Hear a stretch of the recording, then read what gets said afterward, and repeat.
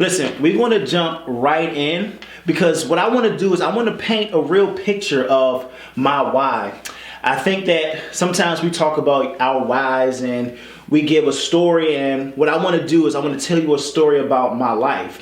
Why education is so important, why physical health is so important, why mental health is so important. We just have to really dig in. So what I'm going to do is I'm going to jump right in. When we think about our communities, and black and brown communities is what I'm talking about specifically. When you think about these communities, what are some of the things that come to your mind when you think about really creating change in these communities? Do you think about crime prevention? Well, the reality with crime prevention is sometimes we have to actually do things beforehand to actually prevent the crime. It's easier to put the fire out in the beginning before it even starts than it is to try to actually put out a full-blown fire.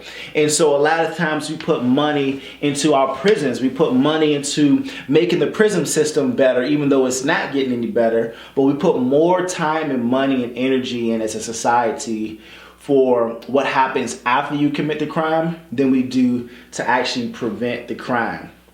And so when I think about my youth, one thing I think about is that we have to practice mentorship. You're going to hear me say that all the time, but when it comes to our youth, we are just going to have to invest in our youth. And what I'm going to do is I'm going to use my life story to show you how in each season of my life, if I had a mentor, I might have made different decisions. So you might be asking, what exactly is a mentor? Of course, many people have different definitions of mentorship, but I want to read you something from a really solid organization called Mentor. You can go in there, their website is called mentor.org. I'll leave it in the comment section below. But listen to what this is saying. Mentoring it's ensuring that young people have at least one consistent, trusting adult in their lives to help them navigate daily changes, make positive decisions, feel cared for, and know that someone is cheering them on. Research shows that mentoring is one of the biggest protective factors in positive youth development, reducing risk of negative self-esteem, poor academics, and risky behaviors. Ultimately, mentoring works because it gives young people the opportunity to grow and thrive under the guidance of an intentional adult-to-youth relationship. Some of you watching this right now are like, man, I've either played that role, I've been that to somebody, or I know somebody who needs that. What we need to do is to really dig into this, because you can be a mentor in any phase of a child's life. You just have to be intentional. But listen, here's a little bit about my story. I want to tell you about my time in elementary school because, well, that's pretty much where everybody starts school. Somewhere in elementary school, maybe daycare, right? It just depends on the family. So I think in daycare, I might actually got into a little bit of trouble in daycare. I can't fully remember the story, but pretty sure something happened in daycare with me. But for me, what I do remember is in elementary school. In elementary school, there was a few things that I remember most. And it's not really about what happened in school. It was about what was happening in my home life. Much of my life was, I would say, chaotic. There was this chaos that was consistently happening in my home life that affected me in my school life. I never was the type of kid who really necessarily enjoyed reading or school in general. And I remember being in second grade, and we had ran out a bunch of teachers in second grade, but I remember one substitute teacher. I can't think of her name right now. If you find her, watch this one day, you're like, yeah, I remember that kid. Like, I'm super sorry, but we had this one substitute. And so she was with our classroom for about half a day. And then I think somehow she went to the bathroom, and we went and we locked her in the bathroom, and she never came back. And so that's just a little bit of my second grade life. In second grade, I stayed back, I believe twice in elementary school in second grade. Somebody's sitting there like, man, how do you fail second grade? That right there is the problem, right? How did I fail second grade?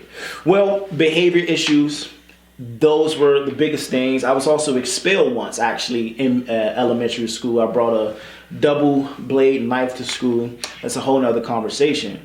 But the reality is as you can see now, my primary school years, they started off rough.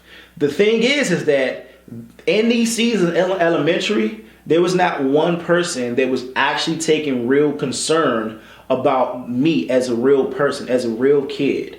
They only looked at the behavior. They only looked at what was on the outside. That right there is a major flaw. But see, that was elementary school, but let's look at middle school, right? Some people call this your adolescent ages. Just depends on who you're talking to. So look, middle school, a lot more happened in middle school. From my neighborhood, you know, if you grew up in the hood, you know that there's a certain phase in life where you basically, you jump off the porch, you step off the porch. And 12 years old, that's around the time when I basically started to hang out with guys around the neighborhood, started to get in trouble in the neighborhood. But 12 years old was also the age where I started to smoke and drink. Yep, I said it. I was super young. Didn't know much, but all I did know is that there was a lot of, again, the chaos that was in my life.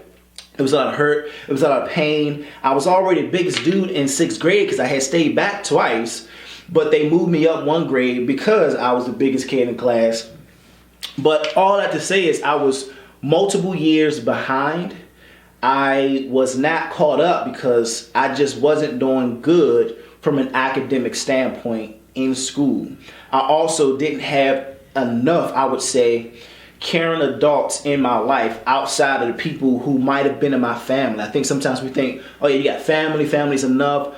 But there are really a lot of times when kids, like how I used to be, they will prefer to talk to somebody else other than their parents. So that's something to really think about, parents. If you're watching this there, it's like, yo, get your kids a mentor. It doesn't matter if you're in a 2-parent household, like I was. So yeah, middle school, smoking, drinking, barely doing any work in class.